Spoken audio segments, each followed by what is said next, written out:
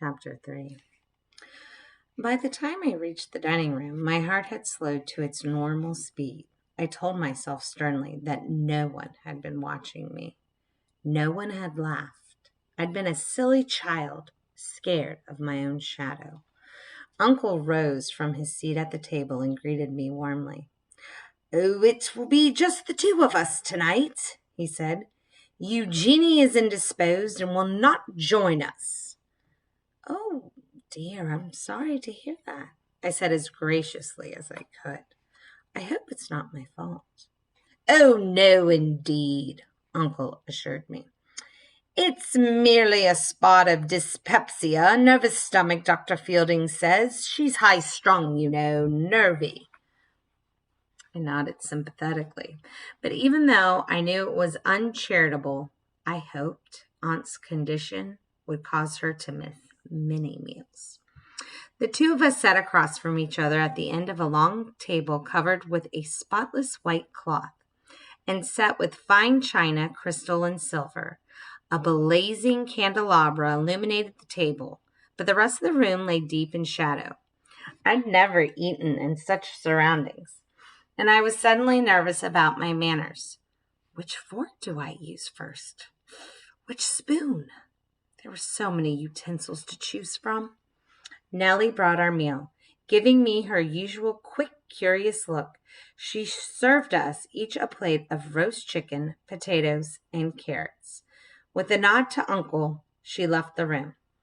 Watching my uncle closely, I chose the same utensils he did and tried my best to demonstrate I knew proper etiquette. While we ate, Uncle told me about Crutchfield Hall. "It was built in the early 1700s by my great-grandfather. Not so old or so big as some country houses, but more than ample for our needs at the present." He paused to eat a forkful of potatoes, and then went on. "Not many servants now, either. Mrs. Dawson does the cooking, and Samuel Spratt tends the grounds. Nellie is the maid, a jack of all trades, you could call her. Once a week, Mrs. Barnes comes in from the village to do the heavy cleaning. We used to have a larger staff, but we get along fine without them." As Uncle helped himself to more chicken, I summoned the courage to ask what I really wanted to know. "When will I get to meet James?" "Oh, I can't really say. Your aunt doesn't think he's well enough for you to visit him. It would tire him, she claims." While he spoke, Uncle rolled his silver napkin holder back and forth on the tablecloth. "What sort of illness does he have?" I asked. "Will he always be an invalid?" Uncle shook his head. "Dr. Fielding is as puzzled as I am. It's as if the boy wants to be sick. He told me once that it suits him to lie in bed all day." Oh, how sad. I wished I could think of something else to say, but I couldn't imagine why any child would prefer sickness to health. I hated staying in bed. I detested fevers and aches and pains and upset stomachs. I abhorred coughing and sneezing and blowing my nose. Yes, it is indeed sad. Well, without looking at me, Uncle continued to roll his napkin holder back and forth as if it were a little wheel engaged in an important task. "After his sister's death, the boy went into a long decline. Sometimes I think he blames himself." Unable to go on, he pulled a handkerchief out of his pocket and blew his nose. Embarrassed by his obvious distress, I lowered my head. Despite my earlier promise to myself, I'd asked the wrong questions. I'd upset my uncle and had no idea what to say to make amends. For the rest of our meal, we ate quietly. Uncle did not mention James again, nor did he speak of Sophia. After supper, we sat by the sitting room fire and read. Uncle's book was thick and heavy. I made out the name Thomas Carlyle on the spine. I'd never read him, but I had a feeling his writings might be a bit tedious. Hoping to find something more interesting, I searched the shelves until I found Great Expectations. I'd read it 3 times already. But I was happy to be reunited with my old friend Pip, especially here, so far from my playmates at the orphanage. When the clock struck 9, I said goodnight to Uncle and went up to bed. I did not linger at the top of the steps, but went quickly to my room and closed the door firmly. Used to sleeping in a room full of girls, I lay alone in the dark and tried to accustom myself to the silence. No one breathed, or sighed, or sniffled. No one turned or tossed. No one coughed. No one sobbed into her pillow. I watched the coals smolder in the grate. Little blue flames flickered here and there, but did not cast much light. The wind rose and made an eerie sound at the window. Draughts of cold air stirred the curtains and crept under my covers. Unable to sleep, I gave up and went to my window. The wind had swept away the rain, and a full moon floated high in the sky, dodging clouds.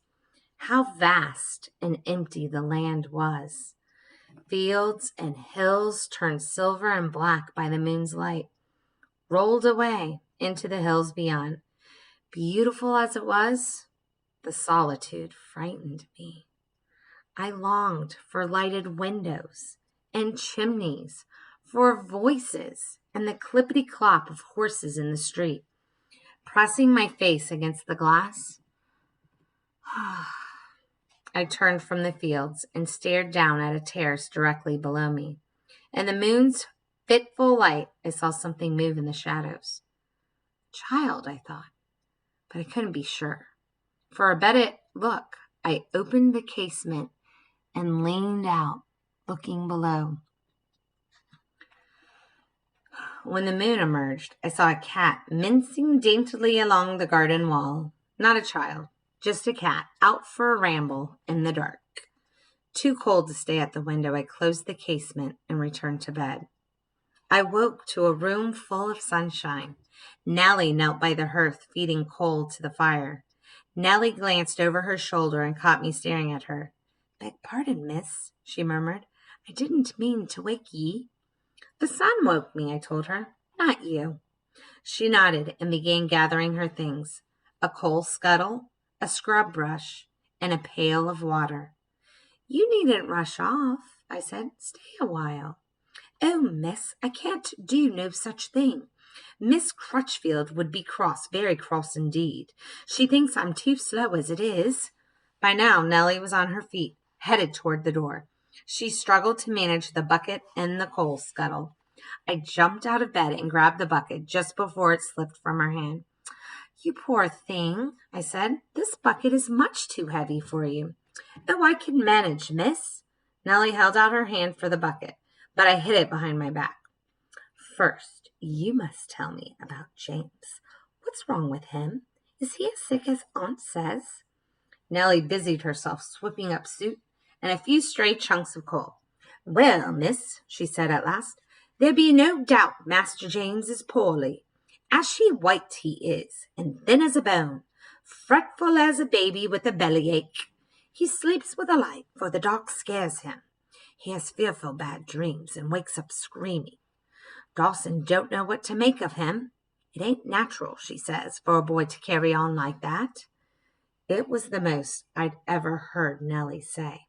Seemingly worn out from talking, she sat down on the hearth stool. "What was he like before he got sick?" I asked. "Oh, he was sick when I come to the Hole.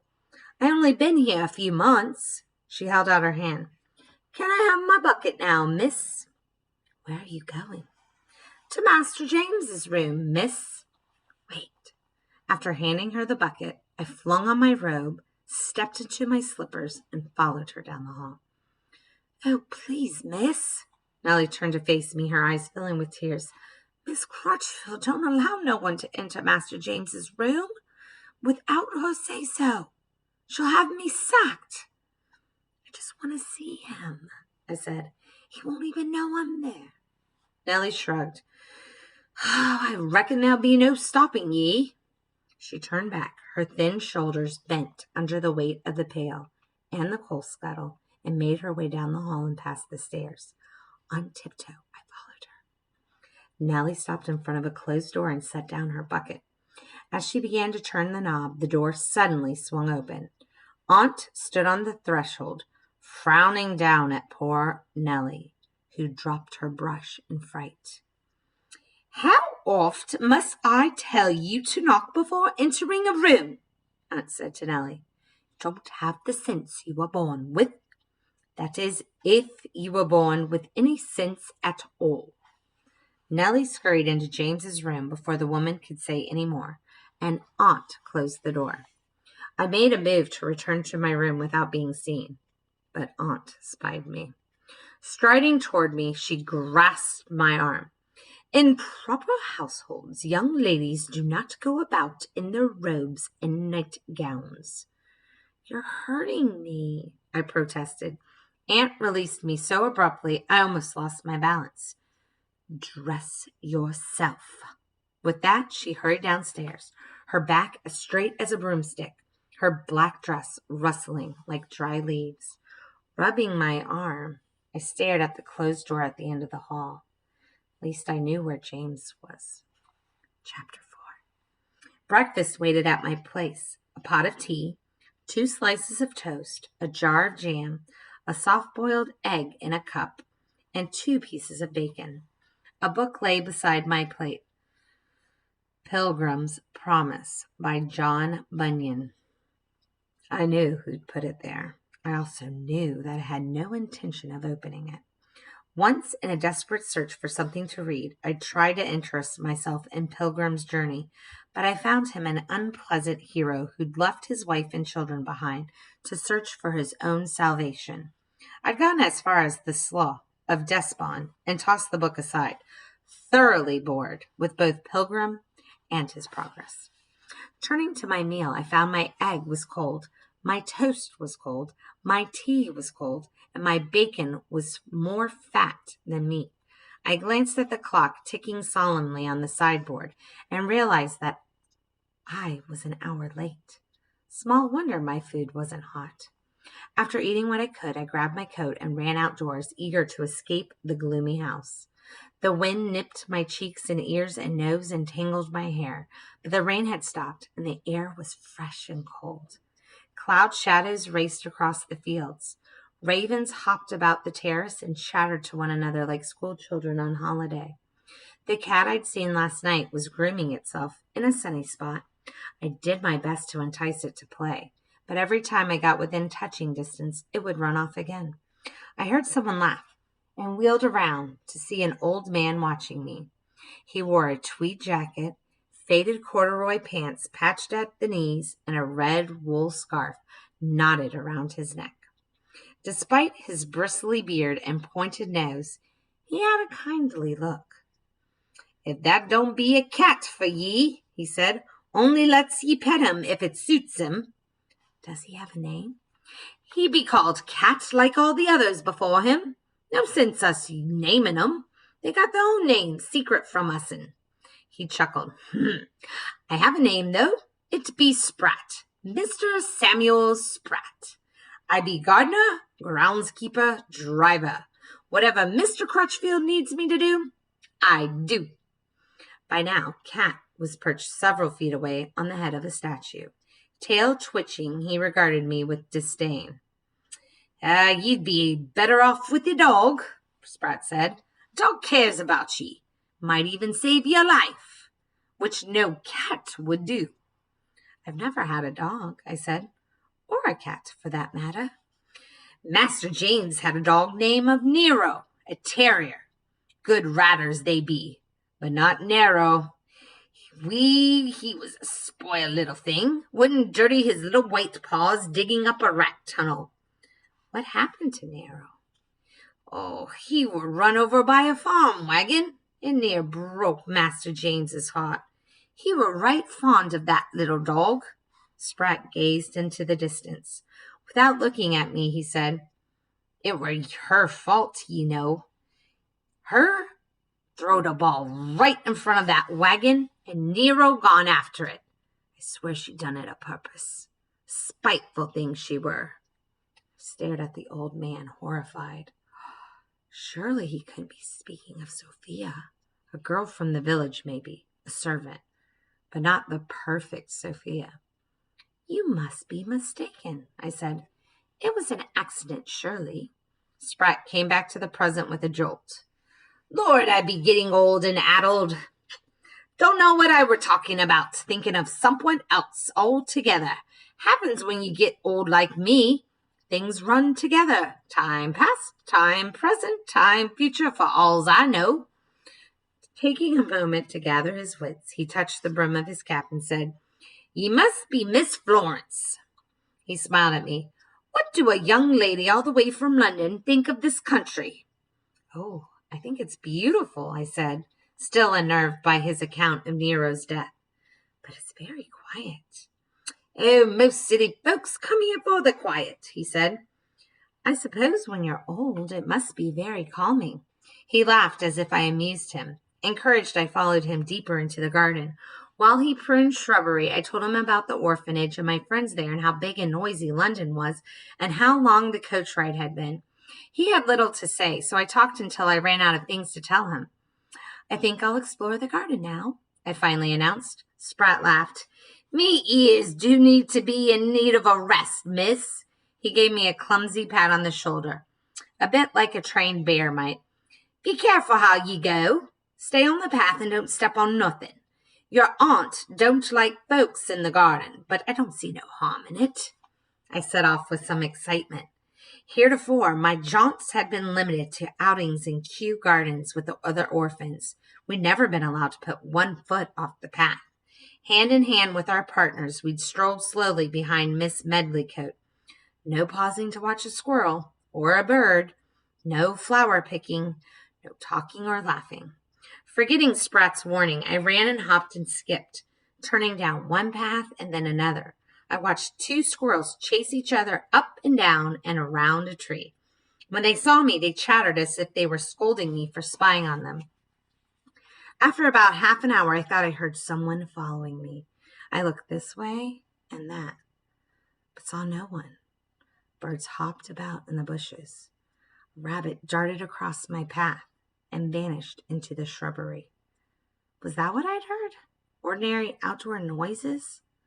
I walked a little farther. My skin prickled again. Someone was nearby. I was sure of it this time.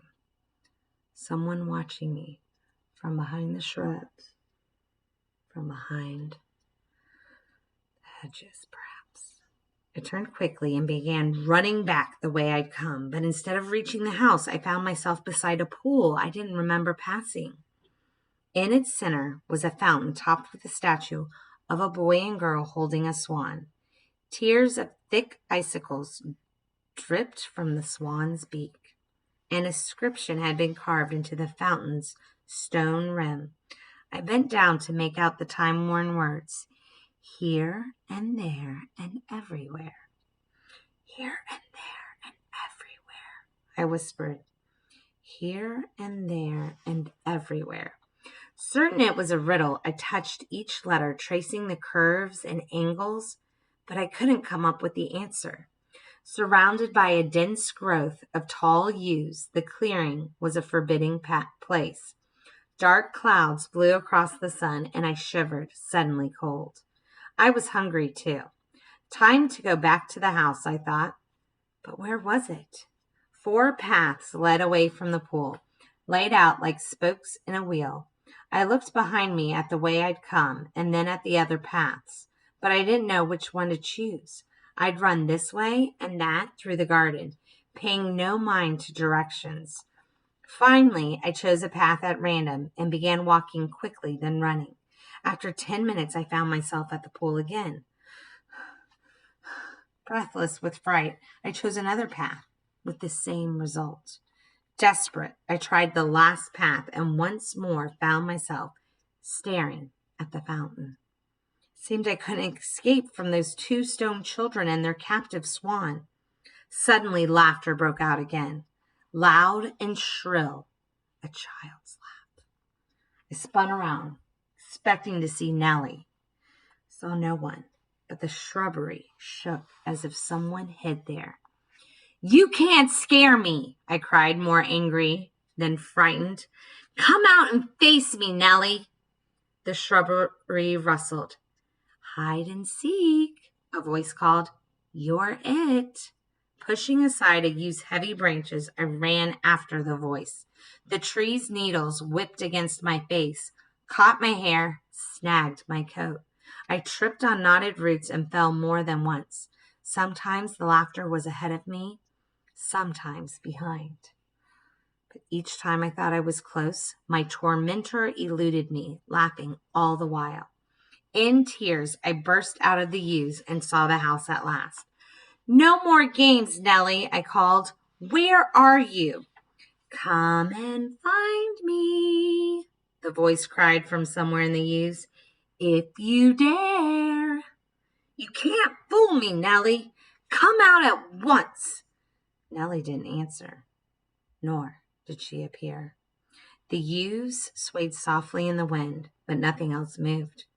"I'm not leaving until you come out." I waited on the terrace until my feet hurt from the cold, but Nellie stayed hidden. At last I gave up and ran inside. Mrs. Dawson looked up from the pot she was stirring. "Miss Florence," she said, "where have you been? It's almost time for tea." Before I had a chance to answer, she looked at me closely. "Your face is scratched. You're bleeding." "It's Nellie's fault," I said. "I got lost chasing her in the garden, but I never did find her." Mrs. Dawson stared at me as if I'd spoken in Chinese. "Nellie's got no time for games. She's been inside working the whole time you've been outside." I stared at Mrs. Dawson. If it wasn't Nellie, then who was it? "I have no idea what you're talking about." Mrs. Dawson examined my cuts and scratches. "These need tending to before they get infected." Suddenly tired, I sank down in a chair and let Mrs. Dawson wash my face. She worked deftly and gently and took time to comb the tangles from my hair. "Let me tell you something," she said. "Neither your uncle nor your aunt wants to hear stories about children you may or may not have seen in the garden. But—" Mrs. Dawson took my chin in her hand and looked me in the eye. "You heard me, miss. Keep that talk to yourself." I watched her cross the room and open the oven door. Out came the smell of fresh baked bread. "Would you like some?" she asked. "Oh, yes, please." Mrs. Dawson sliced off the end of a loaf, spread it with butter, and handed it to me. "No more stories." I bit into the bread, the best I'd ever tasted. "I don't understand." "That's just it, miss. You're new to this place. There's much you don't know, and even more you don't understand. So listen to them that's been here longer than you. And hush. But finish that bread and go find someone else or something else to do." Cross now, Mrs. Dawson began chopping onions with a knife that could have cut off my head. Frustrated and confused, I ate my bread in silence. Someone had teased me in the garden. If Mrs. Dawson was right, it could not have been Nellie. I hesitated in the doorway. Mrs. Dawson glanced at me. "Well, what is it now?" she asked, still cross. "Do children from the village ever play in the garden?" Miss Dawson mulled that over. "Of course," she said. "That's what you heard. One of those naughty rascals was teasing you." She smiled then, her anger forgotten. "Don't tell anyone you saw them. Miss Crutchfield would order Sprat to chase them away." I went to my room, glad the mystery was solved. If I heard the children again, I'd find them this time, and I would become their friend.